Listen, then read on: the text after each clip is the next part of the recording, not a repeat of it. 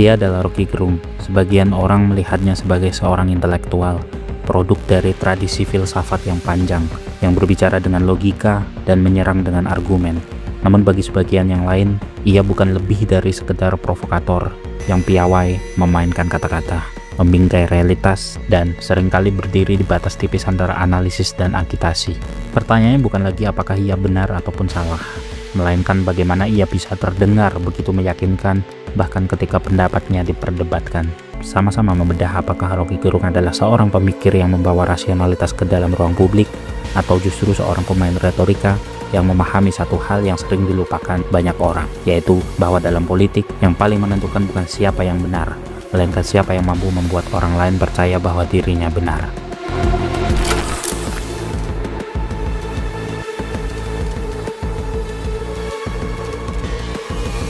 Dalam landscape politik Indonesia, kekuasaan hampir selalu punya bentuk yang jelas, jabatan, struktur, dan kewenangan formal. Kita tahu siapa yang berkuasa karena mereka duduk di kursi tertentu, memimpin institusi tertentu, dan memiliki legitimasi administratif untuk mengambil keputusan. Namun di antara pola yang begitu mapan, muncul satu anomali yang sulit dijelaskan dengan kerangka konvensional. Namanya adalah Rocky Gerung. Ia bukan pejabat negara, ia tidak memimpin partai politik, ia juga tidak memiliki basis massa dalam pengertian tradisional seperti politisi pada umumnya. Tapi anehnya, setiap kali ia berbicara, pernyataannya mampu memicu perdebatan nasional, memancing respon dari elit, bahkan terkadang memaksa kekuasaan untuk bereaksi. Di titik inilah kita mulai melihat bahwa pengaruh tidak selalu identik dengan jabatan. Dalam teori kekuasaan klasik, legitimasi sering kali datang dari struktur. Namun dalam praktik politik modern, terutama di era media digital, pengaruh justru bisa lahir dari kemampuan membentuk persepsi.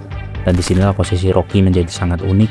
Ia tidak bermain di wilayah kekuasaan formal, melainkan di wilayah yang lebih cair, lebih abstrak, namun seringkali lebih menentukan, yaitu cara orang memahami realitas politik itu sendiri. Latar belakangnya di dunia akademik, khususnya dalam tradisi filsafat, membentuk satu pola yang jarang dimiliki oleh figur publik lainnya. Ia tidak sekedar menyampaikan pendapat, tapi membangun argumen secara konstruktif.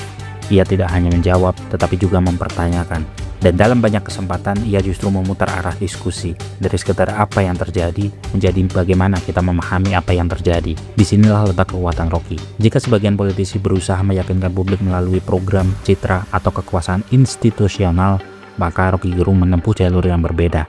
Ia bekerja melalui bahasa, melalui logika, dan melalui kemampuan untuk merangkai kalimat yang tidak hanya terdengar tajam, tetapi juga menggugah cara berpikir. Apakah ia seorang intelektual yang membawa tradisi berpikir kritis ke ruang publik? Ataukah ia sekedar seorang komentator yang piawai memainkan kata-kata untuk menciptakan efek tertentu? Pertanyaan ini tidak bisa memiliki jawaban yang sederhana, karena semakin kita mencoba mengkotakkan dirinya dalam satu peran, semakin terlihat bahwa ia selalu berada sedikit di luar kotak tersebut.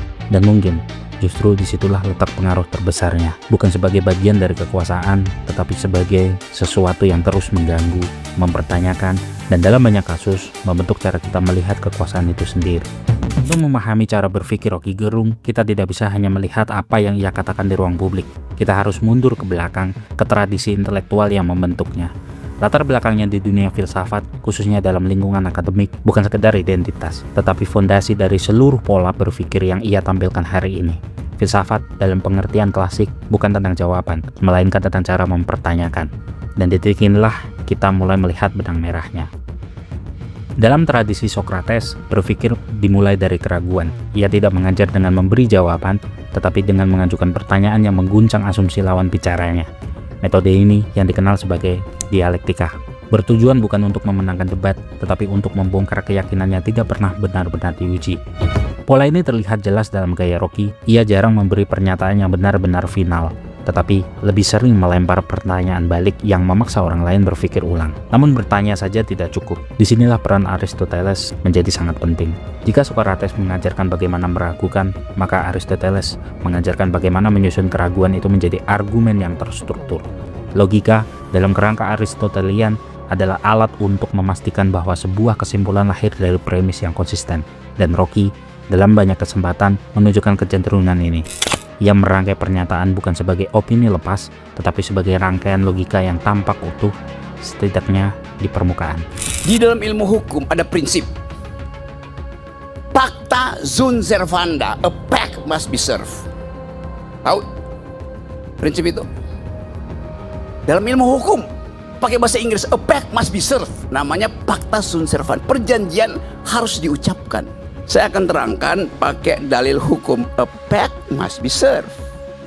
Pacta sunt servanda. Pacta itu pact artinya perjanjian. Betul nggak?